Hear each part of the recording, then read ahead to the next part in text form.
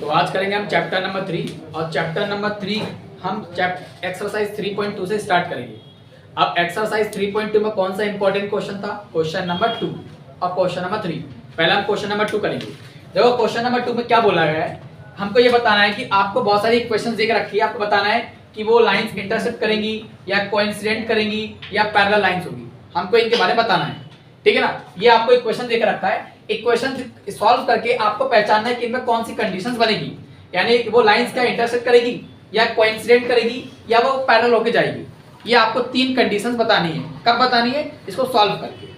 तो अगर a1/a2 अगर b1/b2 के बराबर नहीं होगा तो वो लाइंस कैसे करेंगे बेटा? इंटरसेक्ट करेगी, यानी प्रतिच्छेद करेगी, यानी लाइंस ऐसे करेंगे बेटा, ऐसे। ठीक है ना, इंटरसेक्ट करेंगी। अगर मान लो कि अगर ये तीनों एक दूसरे के बराबर हैं तो लाइंस कैसी होंगी बेटा? कोइंसिडेंट होगी। और अगर मान लो कि b1/b2 c1/c2 के बराबर नहीं होगा तो लाइंस कैसी होंगी बेटा? पैरेलल लाइंस होके जाएंगी। क्या बोलते हैं बेटा? समांतर होके जाएंगी। और इसमें क्या होंगे बेटा? समपाती। ठीक है ना, तो ये कंडीशन से तो इस क्वेश्चन को सॉल्व करना है ना। तो देखो यहाँ पे पहले क्या है, ये इक्वेशन फर्स्ट है और ये इक्वेशन क्या है बेटा? सेकंड है। अब देखो यहाँ पे बेटा a1, उसके बाद देखो यहाँ पे a2, उसका देखो यहाँ पे b1/b2 c1/c2। क्लियर है? ठीक है। अब देखो यहाँ पे a1 की वैल्यू क्या बेटा? देखो यहाँ पे 5, a2 की वैल्यू क्या है देखो बेटा? सॉरी, पहले यहाँ पे वैल्यू रख देते हैं। अब देखो यहाँ पे a1 की वैल्यू क्या कहलाएगी बेटा? a1 की वैल्यू 5 कहलाएगी। b1 की वैल्यू क्या कहलाएगी बेटा? -4 कहलाएगी। c1 की वैल्यू क्या कहलाएगी बेटा? +8 कहलाएगा। क्लियर है? अब देखो यहाँ पे इक्वेशन सेकंड, तो इक्वेशन फर्स्ट से हमें क्या मिलेगा? a1, b1 और c1। अब इक्वेशन सेकंड देखो बेटा, यहाँ पे a2 क्या कहलाएगा बेटा? 7, b2 क्या कहलाएगा बेटा? +6 और c2 क्या कहलाएगा बेटा? -9।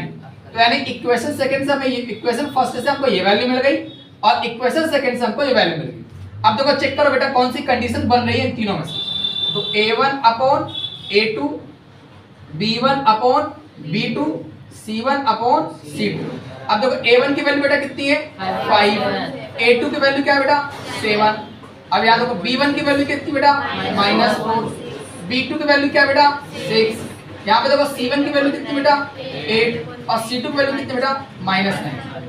अब देखो यहाँ पे क्या, 2 2 जा 4, 2 3 जा 6, कितना आ गया? -2/3। ये भी देखो कैंसिल आउट हो रहा है क्या? नहीं।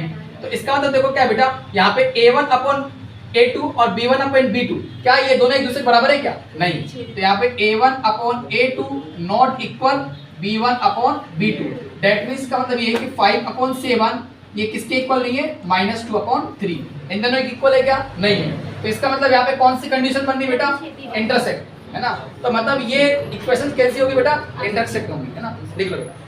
तो यहाँ पे कौन सा केस बन रहा है? इंटरसेक्टिंग का। ठीक है ना, क्योंकि a1/b1/b2 के बराबर नहीं है तो कौन सा केस बन रहा है? इंटरसेक्टिंग का। ठीक है ना, यानी प्रतिच्छेदी रेखा।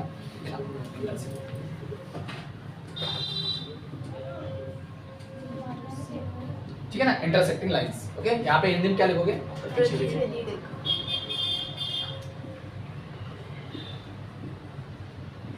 ठीक है ना, ओके, कॉपी कर लिया। क्वेश्चन नंबर सेकंड क्या है बेटा?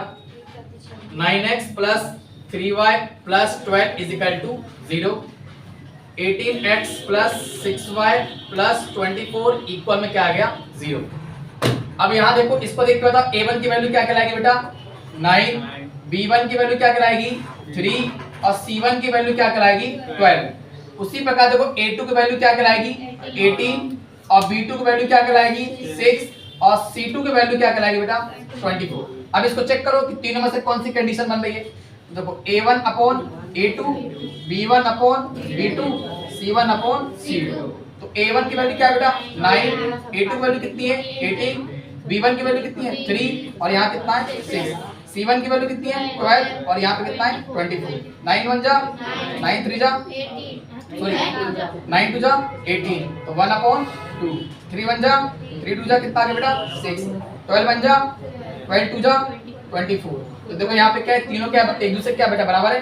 यानी a1/a2 = b1/b2 = c1/c2। यानी ये दोनों यानी ये तीनों एक दूसरे क्या बेटा? बराबर है। तो यहाँ पे कौन सी कंडीशन बन रही है बेटा? कोइंसिडेंट लाइंस की। यानी कि वो लाइंस कैसी करेंगे बेटा, कोइंसिडेंट करेंगे, ठीक है ना। ये आपके बेटा ये ऑब्जेक्टिव में पूछा जाता है। प्लस आपको पता है चैप्टर नंबर 3 से एक 2 मार्क्स का आ रहा है और एक क्या आ रहा है बेटा, 4 मार्क्स का आ रहा है। तो ये जो क्वेश्चन है बेटा ये 2 मार्क्स वाले हैं, और हो सकता है अगर 2 मार्क्स में नहीं पूछे तो ऑब्जेक्टिव में पूछेगा बेटा। आपसे एक क्वेश्चन दे दिया जाएगा, अब बोलेगा बेटा बताओ कौन सी कंडीशन होगी, इंटरसेक्टिंग की होगी, कोइंसिडेंट की होगी, पैरेलल की होगी, यानी प्रतिच्छेद की होगी, संपाती की होगी, समांतर होगी। तो आपको ऐसे सॉल्व करके आपको पहचानना है कि कौन सी कंडीशन बनेगी, ठीक है ना। तो कर लोगे ना, थर्ड वाला भी कर लेना। अब देखो क्वेश्चन नंबर 3 में क्या बोला गया है कि आपको इक्वेशंस गिवन है। अब बोला गया है, क्या बोला गया है आपसे, ये बोला गया है ये कंसिस्टेंस है या इनकंसिस्टेंस है। ओके, देखो कंसिस्टेंस की भी एक कंडीशंस होती है और इनकंसिस्टेंस की भी क्या होती है बेटा, कंडीशंस होती है। तो वो कंडीशन देखो यहाँ पे मैं लिख दे रहा हूँ। ओके, तो इसको आप कॉपी कर लो पहले। अब देखो बेटा यहाँ पे मैंने कंडीशंस रख दी है। ये क्वेश्चन नंबर 3 का फर्स्ट है, और क्वेश्चन नंबर 3 का फर्स्ट करने से पहले आपको कंडीशंस पता होना चाहिए। क्या पता होना चाहिए, देखो अगर a1/a2 b1/b2 का बराबर नहीं होगा तो कैसी होगा बेटा, कोइंसिडेंट होगा। तो वो कौन सी कंडीशन बनेगी, कोइंसिडेंट की कंडीशन बनेगी, यानी संगत की कंडीशंस बनेगी। अगर मान लो b1/b2 c1/c2 का बराबर नहीं होगा तो कौन सा केस बनेगा बेटा, इनकंसिस्टेंट का केस बनेगा। और अगर ये तीनों एक दूसरे के बराबर होंगे तो कौन सा केस बनेगा बेटा, कंसिस्टेंस का, मतलब ये संगत का केस बनेगा। तो ये आपको अलजेब्रिक एक्सप्रेशन दिया हुआ है, इसको आपको देख के पहचाना है कि कौन सी कंडीशंस बनेगी। ये आपके बेटा ऑब्जेक्टिव में पूछ सकता है और 2 नंबर भी पूछ सकता है क्वेश्चन, ठीक है ना।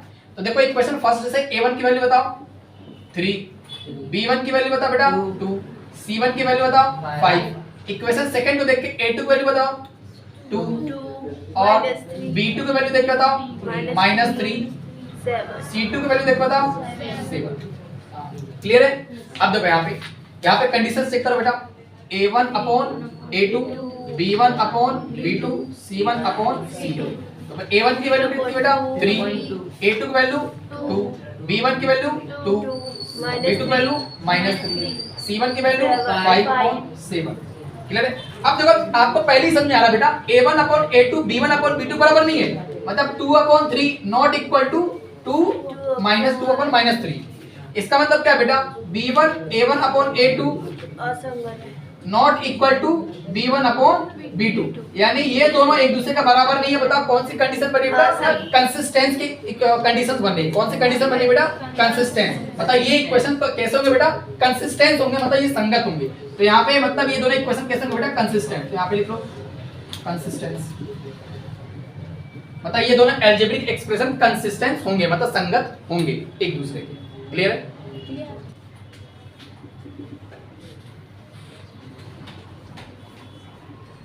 2x minus 3y is equal to 8, 4x minus 6y is equal to। इसको देख के पहचाना बेटा, ये कंसिस्टेंस होगा, इनकंसिस्टेंस होगा या कोइंसिडेंट होगा, ठीक है ना। आपको देख के पहचाना।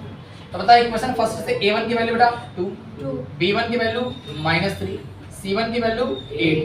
अब देखो a2 की वैल्यू 4, b2 की वैल्यू -6, c2 की वैल्यू 9। अब a1 अपन क्या लिखो बेटा, a2 लिखो, b1 अपन क्या लिखो, b2, c1 अपन क्या लिखो, a1 की वैल्यू क्या कराएगी 2 और यहाँ पे कितना आएगा 4, b1 की वैल्यू -3 और माइनस कितना आएगा 6, c1 की वैल्यू बेटा 8/9। क्लियर। तो यहाँ पे देखो क्या हो रहा है बेटा, माइनस माइनस कैंसिल, 3 1 जा 3, 3 2 जा 6। देखो 1 2 1 जा 2, 2 2 जा 4, तो यानी 1/2 यहाँ भी आ गया, 1/2 यहाँ भी आ गया। तो डेट मींस मतलब क्या, 1/2 इसका 1/2 और इसका 1/2 दोनों क्या है बेटा, इक्वल। बट ये 8/9 इन दोनों इक्वल है क्या, नहीं। तो यानी कि a1/a2 is equal to b1/b2 के इक्वल तो है, लेकिन c1/c2 के इक्वल नहीं है। तो यहाँ पे कौन सी कंडीशंस बन रही है बेटा, यहाँ पे असंगत की कंडीशन बन रही है, यानी इनकंसिस्टेंस की कंडीशन बन रही है। तो बताओ ये दोनों अलजेब्रिक एक्सप्रेशन कौन सी कंडीशन बन रही है बेटा, इनकंसिस्टेंस की बन रही है, ठीक है ना। तो यहाँ पे क्या लिखोगे बेटा, इनकंसिस्टेंस। तो ये बेटा पूरी जो कंडीशंस है इनको आपको याद करनी, बार बार एक बार देखना है, लिख लिख के याद करना है, क्योंकि यहीं से आपके ऑब्जेक्टिव बनेंगे और 2 मार्क्स क्वेश्चन यहीं से। ओके, तो देखिए इसको कॉपी करते हैं।